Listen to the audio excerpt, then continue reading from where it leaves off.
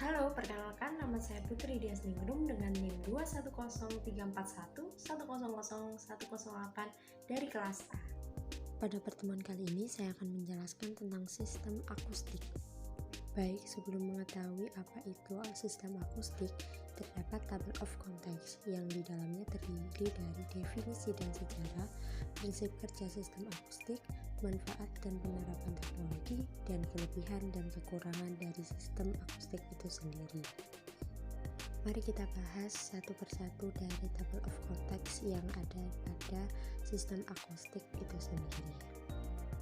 Next, yaitu definisi dan sejarah. Nah, akustik salatan sendiri memiliki definisi teori yang membahas tentang gelombang suara dan perambatannya dalam medium air laut.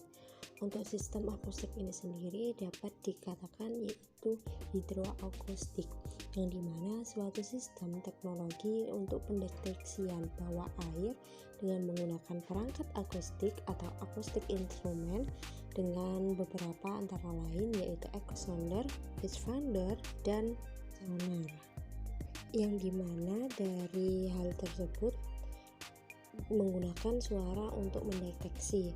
Nah, selanjutnya ada objek akustik. Objek akustik ini sendiri yaitu proses pembentukan gelombang suara dan sifat perambatannya serta medium air laut. Untuk permasalahan yang sering muncul pada akustik lautan ini yaitu kecepatan gelombang suara dan waktunya dan kedalaman perairan.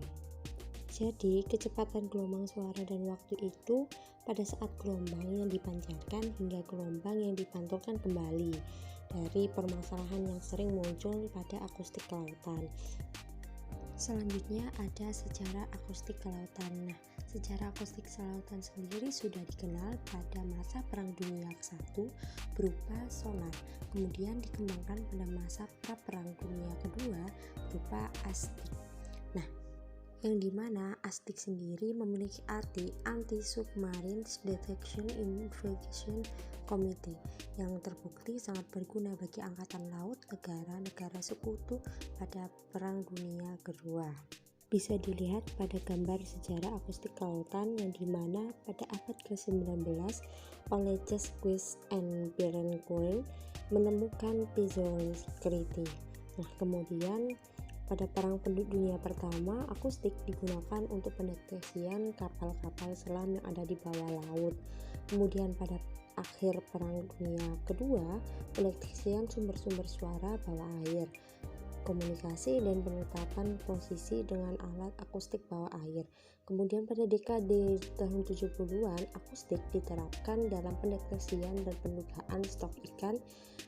Kemudian hingga sampai saat ini aplikasi dalam survei kelautan, budidaya perairan, penelitian tingkah laku ikan yang berkembang pada saat masa sekarang.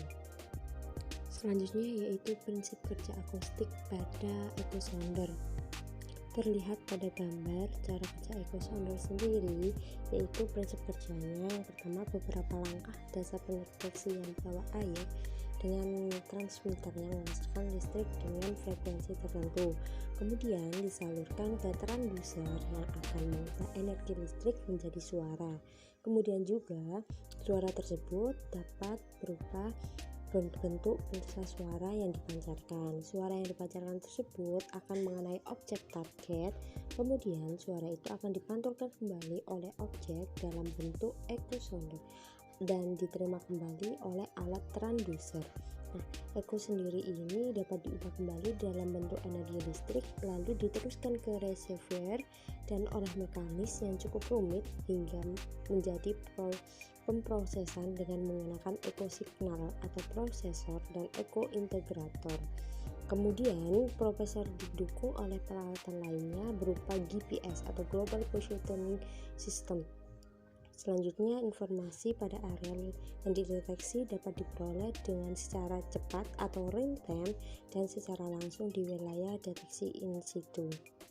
pengaplikasian ekosonder di laut yaitu berupa melakukan pemetaan di dasar laut, mengetahui kedalaman laut untuk digunakan sebagai acuan dalam pembangunan suatu pelabuhan maupun bangunan tengah laut. Kemudian ada dalam melakukan sampling untuk penelitian yang dapat dimanfaatkan untuk mengetahui substrat yang ada di dasar laut tanpa harus menyelam kedalaman laut. Selain itu, terdapat tipe ekosonder yaitu dibagi menjadi dua, yaitu single beam ekosonder yang dimana merupakan alat ukur untuk kedalaman air yang menggunakan pancaran tunggal sebagai pengiriman dan pengiriman sinyal gelombang suara, yang dimana single beam ini sendiri terpasang pada lambung kapal dan sistem ini mengukur kedalaman air secara langsung dari kapal penyelidikan.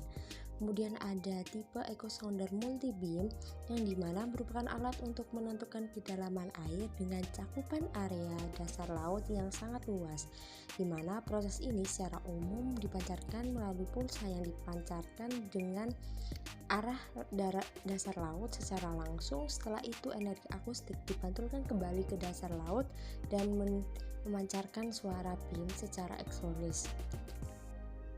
Selanjutnya ada sistem mode akustik yang dibagi menjadi dua, yaitu mode pasif mode atau akustik pasif dan aktif mode atau akustik aktif, yang dimana perbedaannya itu jika pasif hanya berfungsi untuk mendengarkan gelombang suara yang datang dari berbagai objek pada kolom perairan, akan tetapi tidak dapat mendeteksi atau ukurannya atau mengukur jaraknya. Nah, untuk pasif sendiri ini frekuensinya digunakan untuk hal tertentu dan frekuensi yang spesifik untuk berbagai analisis. Contohnya mendengarkan ledakan bawah air, gempa bumi, suara yang dihasilkan oleh ikan dan hewan-hewan lainnya. Sedangkan akustik aktif yaitu dapat mengukur jarak dari objek yang dideteksi dan ukuran relatifnya. Akustik aktif memakai prinsip dasar sonar untuk pengukurannya bawah air. Selanjutnya ada manfaat dan penerapan sistem, yaitu terdapat 6. Yang pertama, pengukuran kedalaman dasar laut atau batimetri. Nah, ini dapat dilakukan di mana kedalaman dasar laut dapat dihitung dari perbedaan waktu antara pengiriman dan penerimaan pulsa suara. Kemudian dapat mengidentifikasi jenis-jenis lapisan sediman atau subbottom profile, yang dimana telah disebutkan bahwa dengan teknologi akustik bawah air, peralatan SETCAN sonar yang mutakhir dilengkapi dengan super profil dengan menggunakan profil yang lebih jelas, yang dimana dapat mengetahui untuk jenis lapisan dasar yang ada pada dasar laut. Kemudian ada pemetaan dasar laut atau seabed mapping, di mana pemetaan dasar laut ini dapat diketahui dengan SETCAN sonar dalam pemetaan dasar laut dengan metode teknologi akustik itu sendiri. Kemudian ada pencarian kapal karam di dasar laut. Nah, dari sistem akustik ini sendiri dapat berfungsi untuk mencari kapal-kapal karam yang ada di dasar laut untuk menunjang dari keseluruhan yang ada di dalam perairan laut dalam.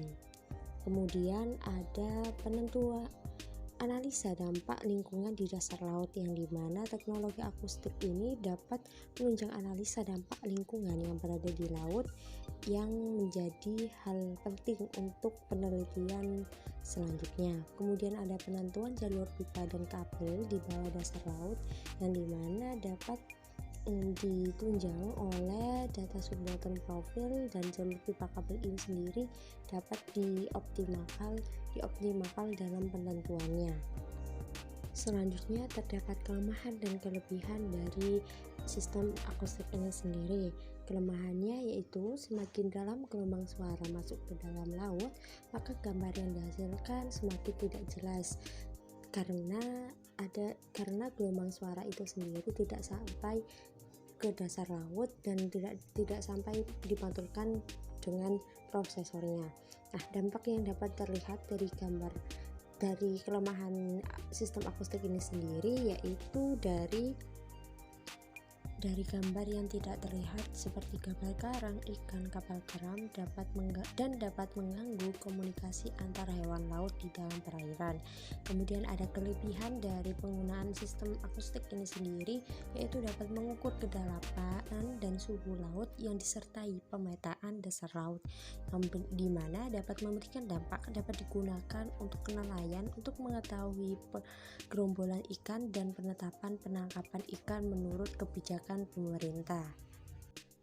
Selanjutnya adalah kesimpulan dari penjelasan sebelumnya, yaitu sistem akustik dapat berguna bagi nelayan dan dapat menjadikan pengambilan keputusan penangkapan ikan menurut kebijakan pemerintah dan untuk penelitian selanjutnya oleh para penelitian di dunia ini.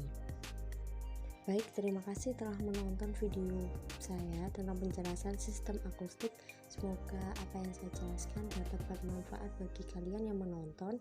Sebelumnya mohon maaf jika ada salah-salah kata dalam penjelasan. Wassalamualaikum warahmatullahi wabarakatuh.